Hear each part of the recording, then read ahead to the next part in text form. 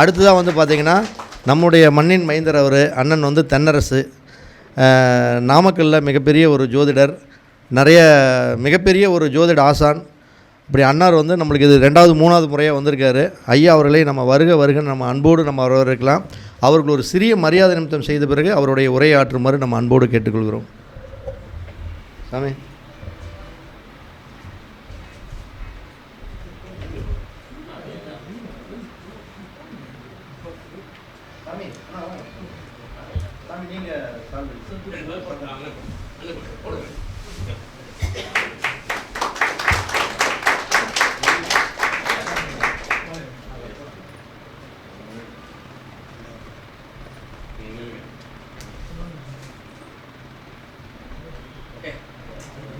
அனைத்து ஜோதிட சான்றோர்களுக்கும் வணக்கத்தை தெரிவித்துக் கொள்கின்றேன்.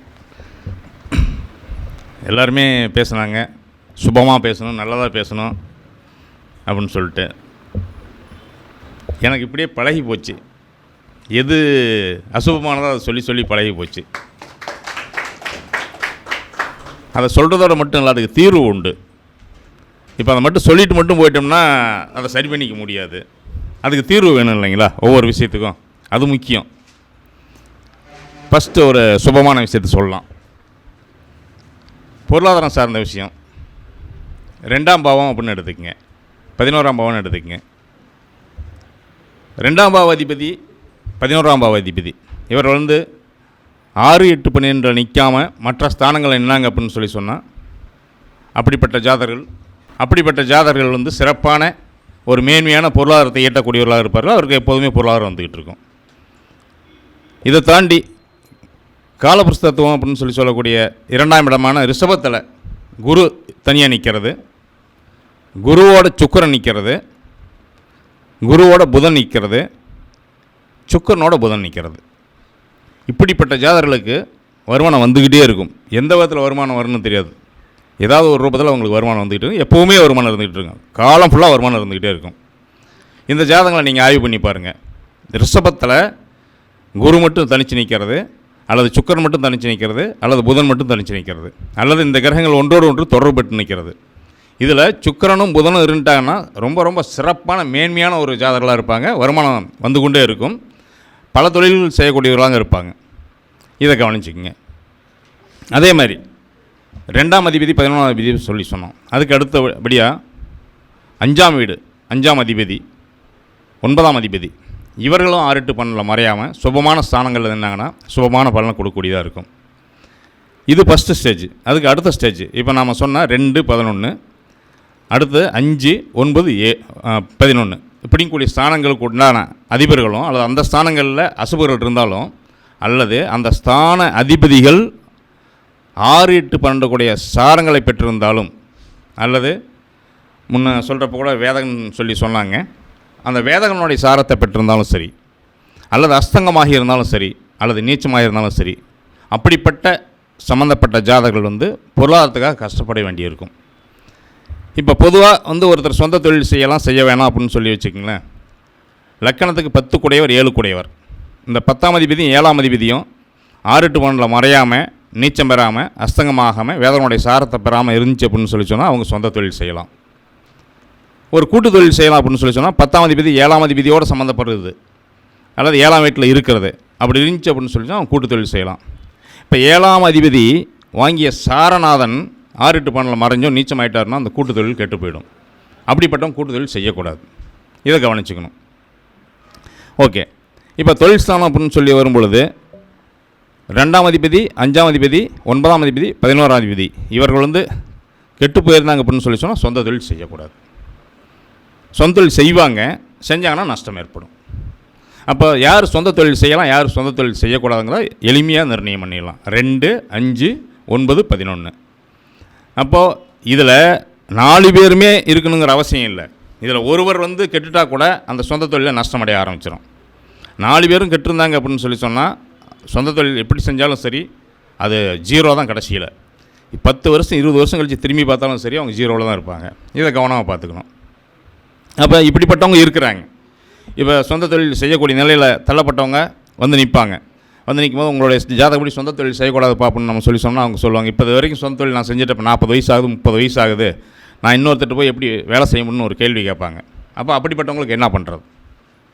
இப்போ அப்படிப்பட்டவங்களுக்கு நீங்கள் செய்ய வேண்டியது, பொருளாதாரம் சார்ந்த விஷயத்திற்காக திருப்பதி போக முடியுங்க, திருப்பதி போகலாம். இல்லை அது முடியலை அப்படின்னா பழனி, ஸ்ரீவாஞ்சியம், திருவண்ணாமலை, இந்த 3 ஆலயங்களுக்கும் தொடர்ந்து போயிட்டு வந்தாங்கன்னு சொல்லி சொன்னால் அந்த பொருளாதாரத்தில் அவங்க கொஞ்சம் கொஞ்சம் படிப்படியாக மேன்மைக்கு வந்துடுவாங்க. இதை கொஞ்சம் கவனமாக பார்த்துக்கணும். சரி, ஓகே. இப்போது ஒரு ஜாதகத்தில் மெயினாக வந்து சூரியன் சுக்கிரன் இவர்கள் சேர்ந்து 3ஆம் பாவமான மிதுனத்தில் நின்றுச்சு அப்படின்னு சொல்லி சொன்னால் அந்த ஜாதகர்கள் அப்படிங்கக்கூடியவங்க தன்னுடைய தனிப்பட்ட ஒழுக்கம் சார்ந்த விஷயத்தில் கொஞ்சம் குறைபாடு உடையவர்களாக இருப்பாங்க. பெண்கள் அப்படின்னு சொல்லி இருக்கக்கூடிய விஷயத்தில் இப்போ ஆண் ஜாதகத்தில் சூரியன் சுக்கிரனும் மிதுனத்தில் சேர்ந்துருந்துச்சுன்னா கொஞ்சம் கவனமாக இருக்கணும். அப்படிப்பட்ட ஜாதகர்களுக்கு எப்படிப்பட்ட நிலைகள் ஏற்படும் அப்படிங்கிறத கவனமாக பார்த்துக்கணும். ஒருத்தரோட ஜாதகத்தில் சூரியன் சுக்கிரன் செவ்வாய், அதுக்கு அடுத்து சந்திரன் செவ்வாய் சுக்கிரன், சந்திரன் செவ்வாய், செவ்வாய் சுக்கிரன், இவர்கள் ஏதாவது ஒரு ரூபத்தில் சேர்ந்திருந்தாலும் இயற்கைக்கு மாறுபட்ட ஒரு குணாதிசயங்களை உடையவர்களாக இருப்பாங்க. ஒரு ஆண் பெண் சேரக்கூடிய இடத்துல இருக்கக்கூடியவங்களாக இருந்தாங்கன்னா, ஒரு ஆபீஸ்லையாக இருக்கட்டும் அல்லது மற்ற எந்த இடங்களாக இருந்தாலும் சரி, அவங்கக்கிட்ட கொஞ்சம் கவனமாக இருக்கணும். இது ஆணாக இருந்தாலும் சரி பெண்ணாக இருந்தாலும் சரி, இதை கொஞ்சம் கவனமாக இருக்கணும். ஏன்னா அந்த தனிப்பட்ட ஒழுக்கம் அப்படிங்கக்கூடிய விஷயத்தில் கொஞ்சம் கட்டுப்பாடு அற்றவர்களாக இருப்பார்கள் அப்படின்னு புரிஞ்சுக்கணும். சரி, ஒரு ஜாதகத்தில் காதல் அப்படின்னு சொல்லி வருது, இந்த சுக்கிரனும் செவ்வாயும் அல்லது சுக்கிரனும் சந்திரனும் சேர்ந்திருந்தாலும் காதல் ஏற்படும். அது கொஞ்சம் காம வசப்பட்ட காதலாக இருக்கும். 5-7 சம்மந்தப்பட்டுச்சுன்னா காதல் வரும். அந்த 5-7 சம்மந்தப்பட்டு 7 இருந்துருச்சு அப்படின்னு சொல்லி சொன்னால், அல்லது சரராசியில் இருந்துருச்சு அப்படின்னு சொல்லி சொன்னால், அந்த 7ஆம் வீடு சரராசியாக வந்துட்டாலும் அப்படிப்பட்ட ஜாதகர்களுக்கு வந்து அந்த காதல் சக்ஸஸ் ஆகாது, அதில் ஃபெயிலியர் ஆகும். அதை கொஞ்சம் கவனமாக பார்த்துக்கணும். அப்போ முரண்பற்ற ஒரு முரணான நிலைகள் இல்லாத முரண்பாடற்ற நிலைகள் இருக்கக்கூடிய ஒரு ஜாதகம்னு எடுத்துகிட்டால் சனி செவ்வாய் தொடர்பு. அடுத்தது ஒருத்தருடைய ஜாதகத்தில் சனி செவ்வாய் 5ஆம் வீட்டில் இருந்துருச்சு அப்படின்னு சொல்லி சொன்னால், அப்படிப்பட்ட ஜாதகர்கள் வந்து திருமணத்துக்கு முன்பாக வழி தவறக்கூடியவர்களாக இருப்பார்கள். கொஞ்சம் கவனம் தேவை. இப்போ இதெல்லாம் எந்த இடத்துக்கு தேவைப்படும்? நாம் ஒரு ஜாதகத்துக்கு வந்து பொருத்தம் பார்க்குறப்ப உங்கள் கஸ்டமர் ஆணாக இருந்தால் அது ஆண் ஜாதகத்தை பிரதானமாக வச்சு பெண் ஜாதகத்தினுடைய நிலைகள் எப்படின்னு பார்க்கணும். பெண் ஜாதகமாக இருந்தால் ஆணுடைய ஜாதகம் எந்த நிலையில் இருக்குன்னு சொல்லி பிரதானமாக பார்த்து அதில் தான் அந்த தோஷத்தை நீங்கள் நிவர்த்தி பண்ணணும். இப்படி இருக்கக்கூடிய ஜாதகங்களில் அந்த தோஷத்தை நிவர்த்தி பண்ணுறதுக்கு வழி உண்டா அப்படின்னு சொன்னால் வழி உண்டு. மேக்சிமம் சுக்கிரன் சந்திரன் செவ்வாய் அப்படிங்கக்கூடிய கிரக அமைப்புகள் சேர்ந்துருக்கக்கூடியவங்க, அல்லது திரிகோணத்தில் இருக்கக்கூடியவங்க, அல்லது பார்வையில் இருக்கக்கூடியவங்க, சமசத்துவம் பார்வையில் இருக்கக்கூடியவங்க அப்படின்னு சொல்லி இருக்கக்கூடிய ஜாதகங்களுக்கு காதல் வந்து இயற்கையாக வந்து சின்ன வயசுலேயே வந்துடும். அதே மாதிரி இப்படிப்பட்ட ஜாதகர்களுக்கு உண்டான தோஷங்கள் அப்படின்னு இருக்குன்னா, நீங்கள் அவங்க ஒரு ஸ்டேஜுக்கு வர்றதுக்கு முன்னாடியே அந்த குழந்தை ஜனனம் எடுத்த உடனே கூட அந்த சம்மந்தப்பட்ட விஷயங்களுக்கு தோஷத்தை நிவர்த்தி பண்ண சொல்லலாம். இது பெண்வழி சாபத்தின் மூலமாக வரக்கூடிய கிரக அமைப்புகள். இது வம்சாவளியாக தொடர்ந்து வந்துகிட்ருக்கும். உதாரணத்துக்கு ஒரு ஜாதகத்தில் கன்னியில் சுக்கிரனும் மாந்தி இருக்குதுன்னு வச்சுக்கிங்களேன், பெண்வழி சாபம் கடுமையாக இருக்கக்கூடிய ஒரு ஜாதகம். இப்போ இந்த ஜாதகத்துக்குலாம் வந்து நீங்கள் பிராயசித்தத்தை தேட சொல்லணும். அப்போ தான் இந்த பெண்களோ அல்லது ஆண்களோ பக்குவ வயசு வரக்கூடிய காலகட்டங்களில் தவறு செய்ய மாட்டார்கள். இப்போ இப்படிப்பட்ட ஜாதகங்கள் நீங்கள் பார்த்துருப்பீங்க, ஒழுக்கமானவர்களாக இருப்பார்கள். அதுக்கு காரணம் இதுதான். என்னென்னா, அவங்க ஜனனம் எடுத்த உடனேவே அந்த குடும்பத்தில் இந்த மாதிரியான தோஷங்கள் இருக்குது, அந்த தோஷங்களை நீங்கள் நிவர்த்தி பண்ணிக்கணும். நிவர்த்தி பண்ணுறதுக்கான வழிகள் என்ன? பிதிர் தோஷங்களை நிவர்த்தி பண்ணுவது, சர்ப்ப தோஷங்களை நிவர்த்தி பண்ணுவது. மெயினாக இது 2 பண்ணிட்டீங்கன்னாவே மேக்ஸிமம் ப்ராப்ளம் சால்வ் ஆயிரும். பிதிர் தோஷங்களை நிவர்த்தி பண்ணலாம் சாதாரண திதி கொடுக்க மட்டும் கிளியர் ஆகாது. திலஹோமம் அப்படின்னு சொல்லி பண்ணணும். அந்த திலஹோமத்தை சரியான முறையில் பண்ணணும். அந்த திலஹோமம் பண்ணும் பொழுது அதில் பிரேத தோஷ நிவர்த்தின்னு ஒன்று இருக்கும், பெண்வழி சாபம் இருக்கும். இந்த 2ஐயும் நிவர்த்தி பண்ணணும். அந்த 2ஐயும் நிவர்த்தி பண்ணுறப்ப தான் இந்த தோஷங்கள், கடுமையான தோஷங்கள் விலகி இந்த சுக்கிரன் செவ்வாய் சந்திரனுடைய காம்பினேஷன் இருக்கக்கூடிய ஜாதகங்களுக்கு அந்த தோஷங்கள் ஏற்படாமல் அது பிரச்சனை பண்ணாமல் இருக்கும். அப்போது நீங்கள் இந்த ஜாதகங்கள் சின்ன வயசில் வேலை செய்யுமா வேலை செய்யாதா அப்படிங்களா? வேலை செய்யும், வேறு விதமாக இருக்கும். ஒரு சின்ன குழந்தைங்களே அன்பாக இருக்கக்கூடியவங்களாக இருப்பாங்க. ஒரு ஆண் பெண் அப்படிங்கக்கூடிய குழந்தைங்களே பார்த்திங்கன்னா, சின்ன குழந்தைங்களே வந்து பையனும் பொண்ணும் ஈர்ப்பு சக்தி உடையவர்களாக இருப்பாங்க. அந்த மாதிரி வந்து அந்த பக்குவ வயசு வரும்பொழுது இந்த பிரச்சனைகள் வந்துடும். அப்போ அதுக்கு முன்னாடியே அவங்களுக்கு உண்டான அந்த திலஹோமம் பண்ணிவிட்டு முறையாக வருடாந்திரத்தை திறந்து கொடுக்க சொல்லிட்டீங்க அப்படின்னு சொல்லி இந்த தோஷம் தான் அவங்க நிவர்த்தி ஆயிடுவாங்க. 100% நிவர்த்தி ஆயிடுவாங்க, கேரண்டி. ஆனால் இதை நீங்கள் ப்ராப்பராக நீங்கள் பண்ணணும், எக்காரணத்தை கொண்டும் மிஸ் ஆகிடக்கூடாது. அப்போ ஒவ்வொரு விஷயங்களுக்கும் தீர்வுகள் உண்டு, தீர்வுகள் இல்லாதது இல்லை. ஒரு கால் நான் முன்ன சொன்ன மாதிரி கண்ணியில் சுக்கிரனும் மாந்தி இருந்தது, இது கடுமையான பெண்வழி சாபம்னு சொல்லக்கூடியது. சுக்கிரன் அங்கே நீச்சல் இல்லைங்களா? அப்போது அந்த சாபத்தினால் இந்த வம்சாவளிகள் எத்தனை தலைமுறைன்னு சொல்லி அதை நம்ம பார்க்கணும். அந்த தலைமுறைகளுக்கு உண்டான பெண் வர்க்கங்கள் அழிந்து கொண்டே வந்துட்டு நீங்கள் நடைமுறையில் பார்த்துட்ருப்பீங்க. பெண்கள் இருப்பாங்க, அந்த பெண்கள் வந்து ஏதாவது ஒரு ரூபத்தில் கல்யாணம் ஆகாமல் போகிறது அல்லது கல்யாணம் ஆனால் வாழ்க்கையில் கெட்டு போகிறது, இந்த மாதிரியான சூழ்நிலை ஏற்படுத்திகிட்டு இருக்கும். அந்த முன்னாடி தலைமுறையில் அவங்க விட்ட சாபங்கள், அந்த தோஷங்களுடைய விளைவாக இவங்களுக்கு இந்த மாதிரியான விஷயங்கள் ஏற்படும். இந்த விஷயங்களை தீர்க்கணும் அப்படின்னு சொல்லி சொன்னால் இதுக்கு பிராயசித்தம் ஃபஸ்ட்டு கேரளாவில் இருக்கக்கூடிய திருவனந்தபுரத்துக்கும் பக்கத்தில் இருக்கக்கூடிய திருவள்ளம் அப்படின்னு சொல்லி இருக்கக்கூடிய திருவள்ளத்தில் இருக்கக்கூடிய பரசுராமர் ஆலயத்தில் போய் திதி திலகமும் கொடுக்கணும். அது அந்த கோயில் விதிமுறைப்படி என்ன செய்வீங்களோ அதை செய்யலாம். நீங்கள் ரொம்ப சிம்பிளிஃபை தான், ஒரு 500 வெஹிக்கிள் ஆகும், போக்குவரத்து தான் எக்ஸ்ட்ரா ஆகும். அந்த திதியும் திலகமும் ப்ராப்பராக பண்ணணும். அங்கே அது இல்லாமல் திதி திலகோமம், அந்த திலகோமத்தில் பிரேத தோஷ நிவர்த்திக்காக 2 பிரேதம் அப்படின்னு சொல்லி ஆண் பெண் 2 பிரதமை வாங்கி கொடுக்கணும். அதில் மூலமாக தான் அது நிவர்த்தி ஆகும். திலகோமம்னு சொல்லிட்டு சிம்பிளாக பண்ணுவாங்க. அந்த சிம்பிளாக பண்ணக்கூடியதை அதை பண்ணிக்கணும். அந்த திலகோமம் பண்ணிவிட்டு இந்த இதை பண்ணுறப்போ வந்து அந்த ஆண் பெண் பிரதமை வாங்கி பண்ணிட்டு வரும்போது இந்த பெண்வழி சாபம் அப்படிங்கக்கூடிய இது நிவர்த்தி ஆகும். இது பண்ணினதுக்கு அப்புறம் ராமேஸ்வரத்தில் போய் ப்ராப்பராக திலகோமம் பண்ணணும். 90 நாள் கழித்து பண்ணணும். 90 நாள் கழித்து பண்ணிங்கன்னா இந்த தோஷங்கள் விலக ஆரம்பிச்சிடும். ஃபஸ்ட்டு வருடாந்திர திதி அந்த ராமேஸ்வரத்தில் பண்ணதுக்கப்புறம் வருடாந்திர திதி அடுத்ததாக வந்து ஃபார் எக்ஸாம்பிளுக்கு இப்போ இந்த மாதம் ஆனி மாதம்னா இந்த ஆனி மாதத்தில் போய் திலகோமம் ராமேஸ்வரத்தில் பண்ணுறீங்க அப்படின்னா அடுத்த வருஷம் ஆனி மாதத்தில் நீங்கள் இறந்தவங்களுடைய திதியெலாம் விட்டுடுங்க. இதெல்லாம் நம்மகிட்ட வரக்கூடிய கஸ்டமர்ஸ் இறந்தவங்களுடைய திதியிலே வரமாட்டாங்க. அவங்க என்ன ப்ராப்ளத்துக்காக வராங்களோ அந்த ப்ராப்ளத்துக்கு வரக்கூடிய காலகட்டத்தில் அதுக்கு நம்ம தீவிர சொல்லணும். அப்போ அப்படிங்கிற பட்சத்தில் இந்த ஆனி மாதம்னா அடுத்த ஆனி மாதத்தில் அதே மாதிரி வந்து வருடாந்திர திதி நீங்கள் லோக்கலில் உங்கள் ஏரியாவில் இருக்கக்கூடிய அதுக்குன்னு திதி கொடுக்கணும் ஒரு சில இடங்கள் நிர்ணயம் பண்ணி வச்சுருப்பாங்க. அந்த ஏரியாவில் திதி கொடுத்துருங்க. இது தொடர்ந்து பண்ணிக்கிட்டே வரணும். தொடர்ந்து பண்ணிக்கிட்டே வரும்பொழுது 2 வருஷம் முடிஞ்ச உடனே அந்த திலகோமம் பண்ணி முடித்து அடுத்த ஒரு திதி, அதுக்கு அடுத்த ஒரு திதி, இது 3 கணக்கு வந்துடும். 2வது திதி முடித்த உடனே ஒரு 90 நாள் கழிச்ச உடனே இந்த தோஷங்கள் விலக ஆரம்பிச்சோன்னு ரிலீஸ் ஆகிடும். கம்ப்ளீட்டாக பிரச்சனைகள் கிளியராகி இந்த தோஷங்கள் சார்ந்த விஷயங்கள் ஜாதகத்தில் கிரக அமைப்புகள் அப்படி இருந்தாலும் கூட அப்படிப்பட்ட தன்மைகளுக்குள்ளே அந்த சம்மந்தப்பட்ட நபர்கள் ஆட்படாமல் நல்ல சுபமானவர்களாகவே இருப்பாங்க, நல்ல மனிதர்களாக இருப்பாங்க. இதுதான் விலகிறதுக்கு ஈஸியான எளிமையான காரணம். இதை விட்டுட்டு நம்ம அதுக்கு அந்த பரிகாரம் செய்யலாம் தேவையில்லாது. இது ரொம்ப எளிமையான விஷயம். இதை பண்ணி முடிச்சுட்டு அடுத்து திருமண காலகட்டம் வரும்பொழுது அல்லது திருமணத்துக்கு முன்பாக, திருமண காலகட்டத்துக்கு ஜஸ்ட் ஒரு 6 மாதம் 1 வருஷத்துக்கு முன்பாக 11 சுமங்கலி பெண்களுக்கு, நான் அந்த பெண்வழி சாபத்துக்கு மட்டும் இதை சொல்கிறேன், 11 சுமங்கலி பெண்களுக்கு மங்கள பொருட்கள் தானம் கொடுக்கணும். முடிந்தால் வஸ்திரத்தோடு சேர்த்து கொடுக்கலாம். அவங்களுடைய வசதி வாய்ப்புகளை பொறுத்து செய்யுங்க. நீங்கள் எந்த அளவுக்கு அதை தானம் கொடுக்கணும், அந்த தான தர்மங்களுக்கு தகுந்த மாதிரியான விளைவுகள் உங்களுக்கு பாசிட்டிவாக கிடைக்கும். அந்த கொடுக்கக்கூடிய விஷயங்கள் கம்பல்சரி வந்து இன்றைய காலகட்டங்களில் தவறாக யாரும் நினைக்க வேண்டாம். சுமங்கலிகள் யார் அமங்கலிகள் யாருன்னு தெரிய மாட்டேங்குது. ஏன்னா எல்லாருமே பொட்டு வச்சுருக்காங்க. அதை கொஞ்சம் கவனமாக பார்த்து அந்த நீங்கள் கொடுக்கக்கூடிய 11 பேர்த்துக்கு சுமங்கலி பெண்களுக்கு கொடுக்கணுங்கிறது ரொம்ப ரொம்ப கவனம் தேவை. இதில் ஏதாவது மிஸ் ஆகிடக்கூடாது. அது ரொம்ப ரொம்ப கவனமாக பார்த்து கொடுங்க. அதை எக்காரணம் கொண்டும் மாற்றி கொடுத்துடாதீங்க. இதை கவனமாக பார்த்துக்குங்க. அப்போது இந்த சுக்கிரன் செவ்வாய் சந்திரன் அப்படிங்கக்கூடிய காம்பினேஷனுக்கு உண்டான பிராயசித்தம் சொல்லியாச்சு. அடுத்தபடியாக பார்த்தோம் அப்படின்னு சொல்லி சொன்னால் இருக்கிறதுலே வந்து ரொம்ப சிறப்பான ஒரு யோகம் குருச்சந்திர யோகம். குருவும் சந்திரனும் சேர்ந்திருக்கக்கூடிய மிக மிக அற்புதமான மனிதர்களாக வரக்கூடியவர்கள், மிக உயர்ந்த உன்னதமான பதவிகள், மிக உயர்ந்த உன்னதமான வந்து வசதி வாய்ப்புகள் அப்படின்னு சொல்லி கொடுக்கக்கூடியவர்களாக இருப்பார்கள். அவங்க குடும்பம் வந்து ரொம்ப சின்ன குடும்பமாக வந்திருந்தால் கூட பாரம்பரியம் மிக்கவர்களாக இருப்பார்கள். அந்த குடும்பத்தில் யார் இந்த குருச்சந்திர யோகத்தில் இருக்காங்களோ அவங்க தலை தூக்கின உடனே ஏற்கனவே பாரம்பரியமாக அவங்க அப்பா அம்மா செஞ்ச தொழிலெலாம் விட்டுட்டு கூட இவங்க செய்யக்கூடிய வருமானத்திலே ஜீவிக்கூடியவர்களாக வரக்கூடிய அளவுக்கு இவங்களுடைய வருமானம் பெருகும். அப்படிப்பட்ட அற்புதமான யோகத்தை கொடுக்கக்கூடியது. சூரியனை கண்ட பனி போல் விலகக்கூடிய மாதிரி இந்த குருச்சந்திர யோகம் உள்ள ஜாதகருக்கு தோஷங்கள் விலகிடும். எப்படிப்பட்ட தோஷங்கள் தான் விலகும். ஆனால் எக்ஸ்ட்ராடினரியாக இருக்கக்கூடிய ஒரு விஷயம் அதில் ரொம்ப ரொம்ப கவனமாக கவனிக்க வேண்டிய விஷயம், குருச்சந்திரன் புறம் சார்ந்த விஷயங்களுக்கு நல்ல யோகத்தை கொடுத்து விடுவான், அகம் சார்ந்த விஷயங்களுக்கு தோஷத்தை கொடுத்து விடுவான். இதை ரொம்ப ரொம்ப கவனமாக பார்த்துக்கணும். திருமண வாழ்க்கை சிறப்பாக இருக்காது. யாருடைய ஜாதகத்தில் குருச்சந்திரன் சேர்ந்திருக்கோ அவங்களுடைய இல்லறம் அப்படிங்கக்கூடிய வாழ்க்கை சிறப்பாக இருக்காது. அல்லது உடல் சார்ந்த விஷயங்களில் என்னென்ன நோய் நொடிகள் இந்த மாதிரியான சந்தர்ப்ப விஷயங்கள்லாம் கொடுத்துரும். அதை கவனிச்சுக்கணும். ஒவ்வொரு இடத்துக்கும் ஒரு தன்மை உண்டு. இதில் 7லேயே குருச்சந்திரன் சேர்ந்துருந்துச்சு அப்படின்னு சொல்லி சொன்னால் மேக்ஸிமம் வந்து அவங்களுக்கு வந்து ஆண் வர்க்கத்தை கொடுக்கறதில்ல. ஆண் வர்க்கத்தை கொடுத்தாலும் பொன்னைய சமய சொன்ன மாதிரி இருந்தால் அந்த ஆண் குழந்தை தத்து கொடுத்துடணும். தத்து கொடுத்துட்டு அந்த ஆண் வரிசைக்கு பங்கம் ஏற்படாது. இல்லை அப்படின்னு சொல்லி சொன்னால் ஆண் வரிசைக்கு பங்கம் ஏற்பட்டுரும். பெண் குழந்தைகள் அதிகமாக கொடுத்துரும். அப்போ திருமணம் சார்ந்த வாழ்க்கையில் பெண் குழந்தைகளை கொடுத்துருச்சு அப்படின்னு சொல்லி சொன்னால் ஏதோ அட்ஜஸ்ட் பண்ணி கணவன் மனைவியோட வாழ்ந்துட்டு போயிடுவாங்க. ஒரு ஆண் குழந்தை கொடுத்துருச்சு அப்படின்னு சொன்னால் டைவர்ஸ் வரைக்கும் போய் நிற்கும். அதை கொஞ்சம் கவனமாக பார்த்துக்கணும்.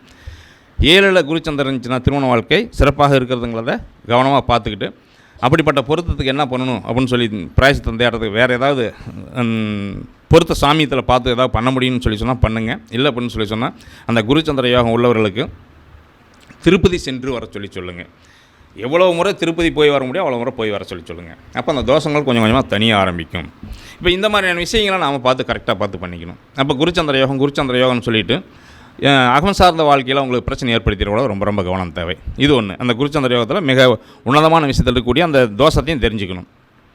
அதுக்கு அடுத்தபடியாக மேக்சிமம் நம்ம பார்க்கும் பொழுது திருமணம் சார்ந்த விஷயங்களில் டைவர்ஸ் ஆகிறதுக்கு காரணம் நம்ம பொருத்தம் 10 பொருத்தத்துக்கு 8 பொருத்தம், 10 பொருத்தத்துக்கு 7 பொருத்தம் அப்படின்னு சொல்லி பார்த்தாலும் கூட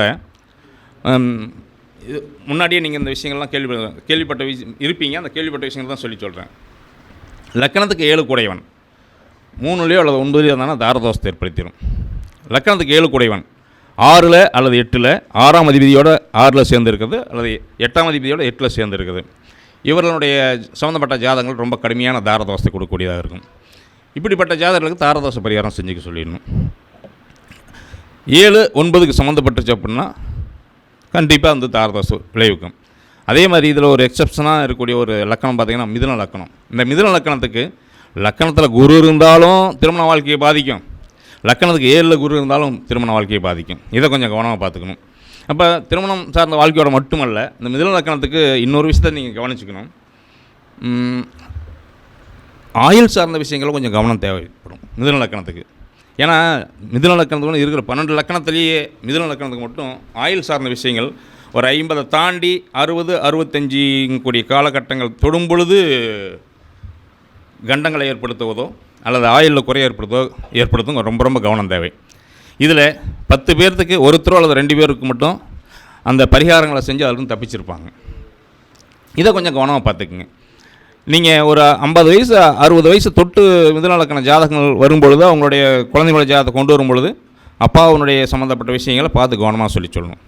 இதோடு சேர்ந்து பார்த்திங்க அப்படின்னா திருமண பொருத்தம் பார்க்கும்போது இன்னொரு விஷயத்தை கவனத்தில் கொள்ளணும். ஒருத்தருடைய ஜாதகத்தில் லக்கணத்துக்கு 5ல் சூரியனோ அல்லது குருவோ இருந்துச்சு அப்படின்னு சொல்லி சொன்னால் அவர்களுடைய அந்த குழந்தையினுடைய எந்த ஜாதகத்தில் இருக்கோ அந்த குழந்தையினுடைய ஜாதகத்தினுடைய திருமணத்துக்கு அப்புறம் ஒரு 3 மாதங்கள் டு 3 வருஷத்துக்குள்ளாக தந்தைக்கு ஆயுள் குற்றத்தை ஏற்படுத்தும். இப்படிப்பட்ட ஜாதகத்துக்கு மிருத்யுஞ்சய ஹோமம் பண்ணிக்க சொல்லிடணும். கல்யாணம் ஆன உடனே அப்பாவுடைய ஜாதகத்துக்கு ஒரு 3 மாதம் கழிச்ச உடனே ஒரு மிருத்யுஞ்சய ஹோமம் பண்ணிக்க சொல்லிடணும். அப்போ அந்த பிரச்சனையும் தப்பிச்சுக்கலாம். இதை கொஞ்சம் கவனம் தேவை. லக்கணத்துக்கு 5ல் குருவோ அல்லது சூரியனோ தனித்திருந்துச்சு அப்படின்னு சொல்லி சொன்னால் இந்த மாதிரியான பிரச்சனை ஏற்படுத்துங்கிறத கவனத்தில் கொள்ளணும். இந்த மாதிரி பொருத்தம் பார்க்கும்பொழுது இதை பார்த்து பொருத்தம் போட்டு வாடிக்கையாளர்கிட்ட சொல்லணும். இது முக்கியம். இது சொல்லாமல் அசால்ட்டாக விட்டுட்டிங்க அப்படின்னு சொல்லி சொன்னால் திருமணம் ஆன உடனே ஒரு 3 மாதத்தில் அந்த வீட்டில் ஒரு பெண்ணுடைய ஜாதகம் இருக்குது. அந்த பெண்ணுடைய ஜாதகம் இருக்குது. அந்த பெண் அந்த வீட்டுக்கு போன உடனே பிரச்சனை ஏற்படுத்துது அப்படின்னு சொல்லி சொன்னால் ஒரு இந்த வீட்டுக்கு வந்த உடனே ஒரு தீட்டு தொடங்கல் சம்மந்தி அப்படிங்கக்கூடிய விஷயத்தை தூக்கிடும். அப்போ அந்த பிரச்சனை ஒரு சம்மந்தப்பட்ட விஷயங்கள்லாம் செய்கிறதுக்கு பொருளாதார சார்ந்த விஷயங்களை பிரச்சனை ஏற்படுத்தும். அப்படிங்கிற ஒரு சில விஷயங்கள் ஏற்படுத்தும். அதனால் அந்த குடும்பத்தில் பிரச்சனை வரும். இந்த வரதட்சணைன்னு சொல்லிட்டு அந்த மாதிரியான விஷயங்களை இதில் கொஞ்சம் கவனமாக இருக்கணும். அதை நீங்கள் சொல்லிடணும், முன்கூட்டியே சொல்லிடணும். அப்போ இப்படிப்பட்ட ஜாதகர்களுக்கு ஏதாவது இன்சூரன்ஸ் இந்த மாதிரிலாம் போடக்கூடிய விஷயங்களை போட சொல்லிடணும் முன்கூட்டியே. இப்படிப்பட்ட பிரச்சனைகள் இருக்குது அப்படின்னு சொல்லிட்டு. அப்போ எந்த ஒரு விஷயங்களுக்கும் தீர்வு உண்டு. ஆனால் அதுக்குண்டான காலம் வேணும். முக்கியமாக அந்த காலம் நேரம் இருந்தால் மட்டும்தான் அதை சாதிச்சிக்க முடியும்.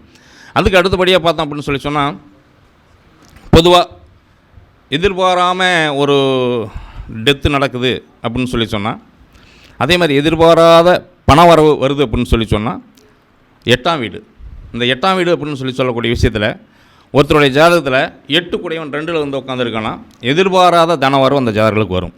அந்த 8 கூடையவன் 2ல் உட்காந்து அந்த கிரகங்கள் நல்ல நிலையிலிருந்து தசாபதி நடந்துச்சு அப்படின்னு சொல்லி சொன்னால் அந்த காலகட்டங்களில் எதிர்பாராத தன வரவு வரும். ஒரு பெண்ணுடைய ஜாதகத்தில் 8 கூடையவன் 2ல் இருந்து இந்த மாதிரி தசாபதி நடக்கக்கூடிய காலகட்டம் திருமணம் சார்ந்து நடக்கக்கூடிய காலகட்டத்தில் நியரஸ்டாக இது வந்துச்சுன்னா அந்த பெண்ணுக்கு அந்த பையனை இணைச்சி வைக்கக்கூடாது. ஏன்னா அப்போ நீங்கள் அந்த ஜாதகத்தில் எக்ஸ்ட்ரா பார்க்கணும் ஒரு விஷயத்தை. இந்த ஜாதகத்தில் வேறு ஏதாவது டைவர்ஸ் சம்பந்தப்பட்ட விஷயங்கள் இருக்கா அப்படின்னு சொல்லி பார்த்துக்கணும். அந்த பெண்ணுடைய ஜாதத்துக்கு அந்த பையனுடைய ஜாதத்துக்கு ஏதாவது பிரச்சனை இருக்கான்னு சொல்லி பார்க்கணும். அப்போ அந்த ஜாதத்தை இணைக்கிறீங்க அப்படின்னு சொல்லி சொன்னால் அந்த பெண் வந்து ஜீவனாம்சம் பெறக்கூடிய ஒரு சூழ்நிலை வந்துடும். அந்த 8 கூட 2 இருக்கிறனால அந்த காலகட்டம் ரொம்ப கவனமாக பார்த்து அந்த தசாபதிகள் எவ்வளோ காலகட்டத்துக்கு பிரச்சனைகள் இல்லாமல் இருக்குன்னு சொல்லி பார்த்து சரி பண்ணணும். அந்த மாதிரியான ஜாதத்தை பொருத்தம் போட்டிங்கன்னா அந்த சிக்கலை ஏற்படுத்தும். அதே மாதிரி வந்து ஒரு ஜாதத்துக்கு திருமணம் பொருத்தம் பார்க்கும்பொழுது திருமணம் நடக்கக்கூடிய காலகட்டங்கள் நீங்கள் நிர்ணயம் பண்ணும் பொழுது தசாபதிகள் ஜனனகால தசாபதி, இப்போ உதாரணத்துக்கு ஒருத்தர் வந்து சந்திர திசையில் பிறந்திருக்காங்கன்னா சந்திரன் திசை, செவ்வாய் திசை, ராகு திசை. இப்போ ராகு திசை 3வது திசையாக வரும். அந்த 3வது திசையாக வரக்கூடிய திசைகள் நடக்கக்கூடிய தசாபுத்தி, இந்த ராகு திசையில் புத்தி வந்து எங்கேயாவது 3, 8, 12 இந்த மாதிரியான இடங்கள் இருந்து நடத்துது, அல்லது கோச்சார சனி பகவான் 3, 8, 12 அப்படிங்கக்கூடிய ஸ்தானத்தை பார்க்குது அப்படின்னு சொல்லக்கூடிய காலகட்டமாக இருந்துச்சு அப்படின்னு சொன்னால் அந்த காலகட்டத்தில் விபத்தை ஏற்படுத்திடும். அப்போ அப்படிப்பட்ட ஜாதகர்களுக்கு அந்த காலகட்டம் தாண்டி தான் திருமணத்தை பண்ணணும்னு சொல்லணும். இது ரொம்ப ரொம்ப முக்கியம். அதே மாதிரி ஒருத்தருடைய ஜாதகத்தில் 6, 12 திசாபதி சம்மந்தப்பட்டு நடத்தக்கூடிய காலகட்டத்தில் திருமணத்தை பண்ண கூடாது. அந்த 6, 12ன்னு சொல்லக்கூடிய காலகட்டமும் பிரிவினை ஏற்படுத்தக்கூடிய காலகட்டமாக இருக்கும். இதையும் கொஞ்சம் கவனமாக பார்த்துக்கணும். இந்த காலகட்டங்கள் தாண்டி திருமணத்தை பண்ணிக்கிங்க அப்படின்னு சொல்லணும். பொருத்தம் பார்க்குறதோ அப்படிங்கிற பார்த்தா 10 பொருத்துக்கு 8 பொருத்து இருக்குது, 10 பொருத்துக்கு 5 பொருத்து இருக்குன்னு சொல்லி பார்க்கறது மட்டும் முக்கியம் கிடையாது. இந்த தசாபதிகளை பார்க்கணும், கிரக அமைப்புகளை பார்க்கணும், அந்த கிரகங்கள் ஏதாவது தோஷங்களை செய்விக்குமா அப்படின்னு சொல்லி பார்க்கணும். பாசிட்டிவ் அப்படின்னு சொல்லக்கூடியது அது இயல்பாக நடந்துட்டு போச்சுன்னா அவங்களுக்கு சந்தோஷம் எதுவுமே அவங்களுடைய வாழ்க்கையில் பெரிய விபத்தை ஏற்படுத்தாது, விளைவுகளை ஏற்படுத்தாது. ஆனால் நெகட்டிவான விஷயங்களை அறிஞ்சு அதிலிருந்து அவங்கள விடுவிக்கிறதுக்கு வழிகள் இருந்தால் வழிகள் சொல்லணும். விடுவிக்க முடியாதுன்னு சொன்னால் அதையும் இதையும் சேர்த்தக்கூடாது. அந்த ஜாதகத்தை சேர்த்தனோம்னா பிரச்சனை ஏற்படுத்திடும். இப்படிப்பட்ட ஜாதகங்கள் தான் பிரச்சனைகளை உருவாக்குறதுக்கு காரணமாக இருக்குது. அதுக்கு வந்து நாம தான் கவனித்து சொல்லணும். ஏன்னா ஒரு 10 ஜாதகம் கொண்டு வராங்க, ஒரு 10 பேப்பர் கொண்டு வராங்க, பொருத்தம் வரப்போ வந்து ஓகே சூப்பர்னு சொல்லிட்டு ஏதாவது மிஸ் பண்ணக்கூடிய சூழ்நிலைகள் தான் வருது. அதில் தசாபதிகள் முக்கியமாக நீங்கள் பார்க்கணும். அதுக்கு ஒரு 2 நிமிஷம் ஆகும், அவ்வளோதான். அதே மாதிரி வந்து கிரகங்களோட அமைப்புகளை பார்த்து ஒரு 2 நிமிஷம் ஆகும். எல்லாமே தரமான ஜோதிடர்கள் தான். அதை பார்த்துட்டு நீங்கள் அந்த பொருத்தம் போகும்போது இது வேண்டாம், இந்த காலகட்டங்கள் இப்படி இருக்குது அப்படின்னு சொல்லி அவாய்ட் பண்ணிட்டீங்க அப்படின்னாவே மேக்ஸிமம் இந்த பிரச்சனைகளை தவிர்த்திடலாம். இப்போ ஒரு காலகட்டத்தில் வந்து எனக்கு வந்து ஒரு ஜாதகம் வந்தது. நான் எப்போவுமே ஒரிஜினல் ஜாதகம் கொண்டு வராமல் முகூர்த்தம் குறித்து கொடுக்க மாட்டேன். எங்கள் ஊர் ரெகுலராக எனக்கு வரக்கூடிய வாடிக்கையாளர் வேறு வழியில் நிர்பந்தத்தின் காரணமாக வந்து ஒருத்தருக்கு வந்து முகூர்த்தம் குறித்து கொடுத்தேன். கல்யாணம் ஆகி 13வது நாள் ஆக்சிடெண்ட், பையன் செத்துட்டான். கல்யாணம் ஆகி 13வது நாளே பையன் செத்துட்டான், ஆக்சிடெண்ட், ஸ்பாட் அவுட். இப்போது அதுக்கப்புறம் அந்த ஜாதகத்தை வாங்கி பார்க்குறப்ப பொண்ணுடைய ஜாதத்தையும் பையனுடைய ஜாதத்தையும் அவங்க கொண்டு வர சொல்லி பார்க்குறப்ப கரெக்டாக விபத்துக்கு உண்டான தசாபதி நடந்துக்கிட்டு இருக்குது. 22வது திரைக்கான ஓடிக்கிட்டு இருக்கு. அப்போ எங்கே நாம் தப்பு பண்ணுறோம்? நம்மளையும் அறியாமல் செய்யக்கூடிய தவறுகள் இது. அப்போ எவ்வளவு முக்கியத்துவம் வாய்ந்தவர்களாக இருந்தாலும் கூட முறையாக ஜாதகங்களை ஆய்வு செஞ்சு நாம் பண்ணணும். முகூர்த்தம் குறித்து கொடுக்குறதா மற்ற விஷயங்களை பார்க்கணும். இது சமீபத்தில் நடந்தது, ஒரு 2 வருஷத்துக்கு முன்னாடி நடந்த விஷயம் அது. அப்போ வாழ்க்கையில் நம்ம வந்து ஒரு சின்ன இதுக்காக வந்து காம்ப்ரமைஸ் பண்ண போனோம் அப்படின்னு சொன்னால் இழப்பு, நம்மளுடைய பேர் கெட்ட பேராகும். ப்ளஸ் அந்த சம்மந்தப்பட்ட விஷயங்களுக்கு மரணம் வரைக்கும் கொண்டு போய் நிறுத்துறதை கவனமாக கொள்ளணும். அப்போ சாதாரண விஷயங்கள் அல்ல. பொருத்தம் போடும்போது சாதாரண விஷயம் நினச்சி எல்லோரும் பொருத்தம் போட்டு கொடுத்துக்கிட்டு இருக்காங்க. இதை கொஞ்சம் கவனமாக பார்த்துக்கணும். எக்காரணத்தை கொண்டும் தசாபதிகளை கணக்கு போடாமல் செஞ்சிடாதீங்க. அதே மாதிரி ஒருத்தருடைய ஜாதத்தில் அந்த திரேகணம் நீங்கள் படிச்சிருப்பீங்க. அந்த திரேகணம் 22வது திரேகணத்தில் தசாபதி நடத்துறது, அது 22 திரேகண அதிபதியே தசாபதி நடத்துறது. கோச்சார கிரகம் அதுக்கு சப்போர்ட் பண்ணக்கூடியதாக இருக்குது. உதாரணத்துக்கு சனி 3, 8, 12 அப்படிங்கக்கூடிய ஸ்தானங்களை தொற்றுது அப்படின்னு சொன்னால் கவனமாக பொருத்தம் போட்டு கொடுக்க வேண்டும். அப்படிப்பட்ட ஜாதகம் நீங்கள் பொருத்தம் போடும் பொழுது மட்டுமல்ல, உங்கள்கிட்ட பார்க்க வர்றாங்க, அந்த பார்க்க வரவங்களுக்கு தசாபதியில் என்ன ஓடுது அப்படின்னு சொல்லி பார்க்கும் பொழுது நீங்கள் இந்த மாதிரி பார்த்து அந்த திரேகணத்தையும் தொட்டு பார்த்து பலனை சொல்லணுங்க. ரொம்ப ஈஸி, கஷ்டமெல்லாம் கிடையாது. ரொம்ப எளிமையாக சொல்ல முடியும். ரொம்ப கஷ்டமெல்லாம் கிடையாது. நீங்கள் கற்றுக்க வேண்டிய விஷயங்கள் முன்ன ஐயா சொன்ன மாதிரி வந்து வேதகன், பாதகன், போசகன், காரகன், அதில் வந்து மற்ற விஷயங்களை நீங்கள் தெரிஞ்சுக்கலாம் கூட வேதகனை தெரிஞ்சு வச்சுருங்க. அதேமாதிரி புஷ்கராம்ச பாகையை தெரிஞ்சு வச்சுருங்க. இந்த புஷ்கராம்ச பாகைன்னு சொல்லி ஒருத்தனுடைய ஜாதத்தில் யோகத்தை எப்போ தரும், அல்லது அவன் கீழ்நிலை இருந்தால் கூட அவன் யோகவானா வருவானா, ஒரு உயர்ந்த நிலைக்கு உன்னதமான நிலைக்கு வருவானா அப்படின்னு சொல்லக்கூடிய ஒரு இதை எளிமையாக பார்க்கக்கூடிய புஷ்கராம்ச பாதம். அப்போ இந்த விஷயங்களை பார்க்கணும். ஒரு மரணத்தை எளிமையாக சொல்லக்கூடியது அல்லது கண்டத்தை எளிமையாக சொல்லக்கூடியது மிருத்யு பாகைன்னு சொல்லி ஒன்று இருக்குது. அந்த மிருத்யு பாகைன்னு சொல்லக்கூடியது இதையும் கவனத்தில் வச்சுக்கணும். இதெல்லாம் எளிமையாக நீங்கள் சார்ட்டாக போட்டு கையில் வச்சுக்கிட்டிங்கன்னா ரெடி இருக்கீங்கன்னா பார்த்துக்கலாம். பார்த்துக்கிட்டு நீங்கள் வந்து அதுக்குண்டான பலன் என்ன அப்படின்னு சொல்லி நீங்கள் எடுத்துட முடியும். அந்த காலகட்டங்கள் வரும்போது ஈஸியாக பார்த்து அதுக்குண்டான பலனை நீங்கள் சொல்ல முடியும். அப்போது இப்படிப்பட்ட ஒரு ஜாதகங்கள் வரும்பொழுது புஷ்கிராம்ச பாகையில் ஒரு தசாபதி நடத்துது அப்படின்னு சொல்லி சொன்னால் இந்த காலகட்டத்தில் சிறப்பாக வருவீங்க அப்படின்னு சொல்லி சொல்லுங்கள். உதாரணத்துக்கு ஒரு சனி பகவான் காலையில் பேசும்போது சொன்னாங்க மந்தமாக நிதானமாக அப்படின்னு சொல்லி சொன்னாங்க இல்லையா. அந்த சனி பகவான் வந்து ரிஷபத்தில் இருந்து தசாபதி நடத்துன்னு வச்சுக்கிங்களேன். எப்படிப்பட்ட ஒரு அந்த கிரகம் வந்து 3 நட்சத்திரத்தினுடைய சாரத்தில் எதில் இருந்தாலும் கூட சிறப்பை தரும். இதை ஞாபகத்தில் வச்சுக்கணும். சனி திசை ரிஷபத்திலும் நடத்துச்சு அப்படின்னு சொல்லி சொன்னால் மேன்மை தரக்கூடியதாக இருக்கும், சிறப்பை தரக்கூடியதாக இருக்கும். அது இயற்கையிலேயே வந்து ஸ்லோவாக போகக்கூடிய பிளானட், 2.5 வருஷம் பயணப்படக்கூடிய ஒரு ராசியில் பயணப்படக்கூடிய ஒரு பிளானட்டு. அந்த பிளானட் வந்து சந்திரன் உச்சம் பெறக்கூடிய ரிஷப ராசியில் கடக்கும் பொழுது அது மிக சிறப்பான ஒரு உன்னதமான ஒரு யோகத்தை தரக்கூடியதாக இருக்கும், வேகமான ஒரு வளர்ச்சியை தரக்கூடியதாக இருக்கும். கும்பராசியில் ஒரு கிரகம் இருக்குது, அந்த கிரகத்தை நல்லதை செஞ்சிடக்கூடாது, நல்லதை சொல்லிடக்கூடாது. இதை கவனத்தில் கொள்ளணும். இப்போ உதாரணத்துக்கு ஒரு சூரியன் அல்லது சந்திரன் அல்லது சனி அல்லது ராகு கும்பராசியில் இருந்துருச்சுன்னு வச்சுக்கங்களேன். அப்படிப்பட்டவங்களுக்கு உடல் ரீதியான பாதிப்பை தந்துடும். அதில் கண்டிப்பாக வந்து ஹார்ட் சம்பந்த பிரச்சனை தந்துடும். இதை கொஞ்சம் கவனமாக பார்த்துக்கணும். அப்போது நீங்கள் ஒரு ஜாதகத்தை பார்த்த உடனேவா ஒவ்வொரு பலனையும் வந்து அப்படியே மைண்டில் நிறுத்த முடியும். ஒவ்வொரு கிரகத்துக்கும் ஒரு இடத்துல நிற்கும்போது அதுக்கு ஒரு பலன். இப்போ மிதுனத்தில் நின்னா ஒரு பலன், கடகத்தில் நின்னா ஒரு பலன். இப்போ குருவுக்கு வந்து உன்னதமான ஒரு அதி அற்புதமான ஒரு பார்வை பலன் உண்டு. ஆனால் குரு வந்து கடகத்தை பார்த்துச்சுன்னு வச்சுக்கோங்களேன், அந்த ஜாதகருக்கோ அல்லது அந்த குடும்பத்தில் உள்ள நபர்களுக்கோ ஹார்ட் சம்மந்தப்பட்ட பிரச்சனை வந்துடும். அதுதான் 4ஆம் பாவம்னு சொல்லக்கூடியது. இதை கொஞ்சம் கவனமாக பார்த்துக்கணும். அதே அந்த குரு கடகத்தில் உட்காந்துருந்தாலும் அந்த பிரச்சனையை தரும் அப்படிங்கிறத கவனத்தில் கொள்ளணும். இப்போ இந்த மாதிரியான விஷயங்கள்லாம் நீங்கள் ஜாதகத்தை பார்த்த உடனே பலன் சொல்கிறக்கூடிய அளவுக்கு தயாராகிடணும். இப்போ ஐயெல்லாம் சொல்லுவாங்க. சொல்லும் பொழுது ஒரு கிரகம் இப்போ கூட சொன்னார் இல்லைங்க, சூரியனுடைய வளர்ச்சியை பற்றி சொல்லிட்டு வராங்க. சூரியனா வளர்ச்சி, அந்த கிரகத்தோட சேரக்கூடிய கிரகம்லாம் இப்படிலாம் சேரணும்னு சொன்னேன். அந்த மாதிரி எப்படி பலன் எடுக்கிறீங்களோ ஈஸியாக அந்த மாதிரி இது ஒரு ஜாதகத்தை பார்த்த உடனே ஒரு கிரகத்தை தொட்ட உடனே அந்த கிரகம் என்ன வேலையை செய்யும், எந்த ஸ்தானத்தில் இருந்தால் அது என்ன வேலையை செய்யும் மைண்டில் பதிவு வச்சுக்கணும். இருக்கிறது 9 பிளானட் தான். அடிஷனலாக நம்ம சேர்த்தும் பொழுது மாந்தி சேர்த்திக்கலாம். இந்த ஒவ்வொரு பிளானட்டுக்கும் ஒவ்வொரு பலன் உண்டு. இதில் பாசிட்டிவ் பலன் என்ன, நெகட்டிவ் பலன் என்ன, 2 விதமான பலனையும் தெரிஞ்சு வச்சுருக்கணும். இப்போ சுக்கரன் ஒரு இடத்துல நின்றுச்சுன்னா அதுக்கு என்ன பலன், ஒவ்வொரு ஸ்தானத்தை தாண்டி போகும்போது அதுக்கு என்ன பலன் அப்படின்னு கூட தெரிஞ்சு வச்சுருக்கணும். அப்போ நீங்கள் அந்த ஜாதகத்தை பார்த்தோன்னே அந்த பலன் வேலை செய்தே தீரும். உதாரணத்துக்கு ஒருத்தருடைய ஜாதகத்தில் சுக்கரன் திசை நடக்குது அப்படின்னு வச்சுக்கோங்க. பிச்சைக்காரனாக இருந்தாலும் கூட அவனுக்கு சுகபோகமாக சாப்பாடு கிடைக்கும், சுகபோகமாக துணிமணி கிடைக்கும், அவனுக்கு அந்த லக்ஸுரி வாழ்க்கை அனுபவிக்கக்கூடியவனாக வந்துடுவான். பிச்சைக்காரனாக இருந்தால் கூட அண்ணே. அப்போது ஒவ்வொரு திசைக்கும் என்ன பலனை செய்யுங்கிறது வந்து மாறவே மாறாது. வித்தியாசம் அந்த டிஃப்ரெண்ட் வேணால் இருக்கலாம். 100 ரூபா சம்பாதிக்கூட ஒருத்தன் 1000 ரூபா சம்பாதி, ஒருத்தன் கோடி ரூபாய் சம்பாதிப்பான். அந்த வித்தியாசம் இருக்கலாம், ஆனால் அதுதான் நடக்கும். அப்போ ஒருத்தன் புதன் திசை நடக்குது அப்படின்னா அந்த காலகட்டங்களில் கடன் வாங்கியே தீருவாங்க. நான் கடன் வாங்கவே இல்லைன்னு சத்தியம் பண்ணிட்டு போவான் நம்மக்கிட்ட வந்து, அடுத்த நாளே கடனுக்கு ரெடி ஆகிடுவான். அது அதனுடைய கிரகம் அதனுடைய வேலையை செஞ்சு விட்டு போயிடும். ஓகேங்களா? எப்போ வந்து அவன் வந்து இல்லை சார் அப்படி இல்லை, செவ்வாய் வந்து 8லேருந்து எனக்கு எதுவும் தோஷம் பண்ணல, 12லேருந்து எதுவும் தோஷம் பண்ணல அப்படின்னு சொல்லி சொன்னோன்னா போகிற வழியிலே பணத்தை தொலைச்சிட்டு போயிடுவான். ஓகேங்களா? எப்போ அந்த கிரகத்தை வந்து நீங்கள் சொல்கிற மாதிரி இல்லை அப்படின்னு சொல்லி சொல்கிறானோ அப்போ அது வேலையை செஞ்சு விட்டு போயிடும். அப்போ ரொம்ப பவ்யமாக இருக்கணும். கிரகத்துக்கு மத்தியில் இருக்கிறப்ப வாடிக்கையாளர் வந்தாங்க அப்படின்னு சொல்லி சொன்னால் பரவாயில்லைங்க, ரொம்ப சந்தோஷங்க அப்படின்னு சொல்லி அனுப்புங்க, தப்பு கிடையாது. ஆனாலும் நீங்கள் அழுத்தம் திருத்தமாக ஒரு இக்கு வச்சு சொல்லி அனுப்பணும். எப்போ அந்த காலகட்டங்களில் இது நடக்கும், கொஞ்சம் கவனமாக இருங்க. இந்த காலகட்டங்களில் உனக்கு லாட்ரி சீட்டில் விழும், இந்த காலகட்டங்களில் பயன்படுத்திக்கிங்க. ஒன்று பாசிட்டிவும் சொல்லணும், நெகட்டிவும் சொல்லணும். பாசிட்டிவ் குறிப்பிட்டு சொல்லுங்கள், பாசிட்டிவை சொல்லி அனுப்புங்க, நெகட்டிவை ஜாதகத்தில் குறித்து அனுப்புங்க. 2க்கு வித்தியாசம் புரிஞ்சுக்கிங்க. ஜாதகத்தில் இந்த காலகட்டங்கள் அப்படின்னு சொல்லி காலகட்டத்தை மென்ஷன் பண்ணி குறித்து அனுப்பிவிடுங்க. அந்த காலகட்டங்களில் அவங்க உஷாராக இருந்துக்கூடியவங்களும் உஷாராக இருந்துக்கிட்டோம். ஆனால் அந்த காலகட்டங்கள் தாண்டி வரும்பொழுது நீங்கள் என்ன நினச்சி அனுப்புனீங்களோ அந்த விஷயத்தை தாண்டி வந்திருப்பாங்க, கடந்து வந்திருப்பாங்க. இது அந்தந்த கிரகங்கள் அந்த கிரகங்கள் வேலையை செய்யாமல் விட்டுறாது. எந்த வீட்டில் இருக்கோ அந்த வீட்டுக்குண்டான பலனை செய்யும், எந்த வீட்டுக்குடையவரோ அந்த வீட்டுக்குண்டான பலனை செய்யும்.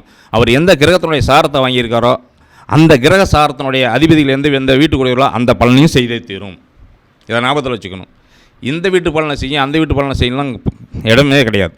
அது 3க்கும் சம்மந்தப்படும். அந்த 3 வீட்டினுடைய பலனையுமே வேலை செய்யும். ஞாபகத்தில் வச்சுக்கோங்க. அப்போ அந்த 3 வீட்டு பலனை எப்போ செய்யும் அப்படிங்கிறதுக்கு தான் வந்து நம்ம திரிகோணம், அதாவது மூல திரிகோண வீட்டினுடைய பலனை முன்னாடியும் அதுக்கு அடுத்த பலனை பின்னாடியும் செய்யணும்னு சொல்லுவோம். அதை செய்யுமே வழிய, ஆனால் செய்யக்கூடிய பலன் வந்து குறையவே குறையாது. ஒரு கிரகம் நீச்சம் பெற்றுச்சு பண்ண நீச்சத்தோட தன்மை கொடுத்தே தீரும். நீச்சபங்க ராஜயோகம் பெற்றிருந்தாலும் கூட நீச்சமான தன்மை கொடுத்து தான் நீச்சபங்கத்தை ஏற்படுத்தி கொடுக்கும். ஞாபகத்தில் வச்சுக்கணும். இதையும் மறந்துடக்கூடாது. ஒரு கிரகம் பரிவர்த்தனை பெற்றிருக்கு அப்படின்னு சொல்லி சொன்னால் மேன்மையான ஒரு பலனை தரக்கூடியதாக இருக்கும். ஆனால் ஆசிலேஷன் மென்டாலிட்டியோடு இருக்கக்கூடிய ஒரு தன்மை கொடுத்துரும். அதே வர்க்கோத்தம் பெற்ற ஒரு கிரகம் என்ன பண்ணும், மிக மிஞ்சிய அற்புதமான மேன்மையான ஒரு பலனை கொடுக்கக்கூடியதாக இருக்கும். லக்கணம் வர்க்கோத்தம் பெற்றுச்சுன்னு வச்சுங்க, லக்கணம் புள்ளியே வந்து வர்க்கோத்தம் பெற்றுச்சு அப்படின்னு சொல்லிங்கன்னா அந்த ஜாதகம் ஒரு ஏதாவது ஒரு ரூபத்தில் தலை சிறந்த ஜாதகனாக வரக்கூடியவனாக இருப்பேன். ஏதாவது ஒரு விஷயத்தில், ஏதாவது ஒரு இடத்துல, எல்லா இடத்துலையுமே வந்து அவனுக்கு வந்து பாசிட்டிவ் கொடுத்துக்கிட்டே இருக்கும். இப்போ ஒரு ஜாதகத்தில் புதன் மறைஞ்சிருச்சுன்னு வச்சுக்கிங்களேன், அப்போ அப்படிப்பட்ட ஜாதகர்கள் வந்து கல்வி படிப்பாங்க. மறைந்த புதன் நிறைந்த கல்வின்னு சொல்லுவாங்க. நல்லா படிச்சிருப்பாங்க. ஆனால் தான் படித்த கல்விக்கும் நாளைக்கு செய்யக்கூடிய வேலைக்கும் சம்மந்தம் இருக்கா, தொழிலுக்கும் சம்மந்தம் இல்லாமல் இருக்கக்கூடிய சூழ்நிலை ஏற்படுத்தும். இதை கவனத்தில் கொள்ளணும். அதே மாதிரி குரு மறைஞ்சிருச்சுன்னு வச்சுக்கிங்களேன், ஒரு ஜாதகத்தில் நம்மளுடைய அறிவை சரியான இடத்துல பயன்படுத்த முடியாமல் போயிடும். அல்லது நம்ம சொல்லக்கூடியதை அந்த ஆப்போசிட்டில் நிற்கக்கூடியவங்க கேட்க மாட்டாங்க, சந்தர்ப்ப சூழ்நிலை ஏற்படுத்தி விட்டு போயிடும். அந்த மாதிரியான நிலைகளும் தள்ளப்பட்டுரும். அப்போ ஒரு சில நேரங்கள் எந்த இடத்துல அவனுக்கு விளைவுகள் பாசிட்டிவாக ஏற்படுத்தும், எந்த இடத்துல நெகட்டிவாக ஏற்படுத்தும் அப்படிங்கிறது கவனத்தில் கொள்ளணும். இப்போ புதன் மறைஞ்சிருச்சு அப்படின்னு சொன்னால் சூப்பராக படிப்பான்னு சொல்லிடலாம். அதே சமயத்தில் அவனுக்கு இருக்கக்கூடிய நெகட்டிவ்ஸ் சொல்லி அனுப்பணும். ஒருத்தனுடைய ஜாதகத்தில் செவ்வாய் 12 மறைஞ்சிருச்சு அப்படின்னு சொல்லி சொன்னால் உனக்கு செல்வம், செல்வாக்கு, செழிப்பு எல்லாமே இருக்கும். ஆனால் நீ வந்து சம்பாதிக்கக்கூடிய சொத்துக்களை சொல்லாமல் கொள்ளாமல் எங்கேயாவது வச்சுட்டு அது உங்களுடைய குடும்பத்துக்கு பயன்படாமல் போகும் எதிர்காலத்தில் அப்படின்னு சொல்லி அனுப்பணும். அப்போ இந்த மாதிரியான விஷயங்களை நம்ம தெரிஞ்சு வச்சுருக்கணும். இந்த ஜாதகத்தை ஒருத்தரை கொண்டாந்தோடனே அந்த ஜாதகத்துக்கு என்ன பலன் அப்படிங்கக்கூடியதை நம்ம ஃபஸ்ட்லேயும் நிர்ணயம் பண்ணிடணும். ஜாதகத்தை பார்த்த உடனே இது சரியாக இருக்கா அப்படிங்கிறத தசாபதி கணக்குள்ளே போகணும். அப்போ அந்த தசாபதி பலன் தான் இயக்கி கொண்டிருக்கோம். கோச்சார பலன்கள் சப்போர்ட் பண்ணிக்கிட்டு இருக்கோம். அப்போ கோச்சார பலனை மட்டுமே நம்ம வச்சு சொல்லும்பொழுது கொஞ்சம் தோற்றுருவோம். தசாபதி பலனை நீங்கள் கையோடு எடுத்துக்கிட்டு பேசும்பொழுது ரொம்ப சிறப்பான அற்புதமான பலனை கொடுக்கக்கூடியதாக இருக்கும். இது வரைக்கும் வாய்ப்பளித்தமைக்கு நன்றி கூறி விடைபெறுகிறேன். நன்றிங்க.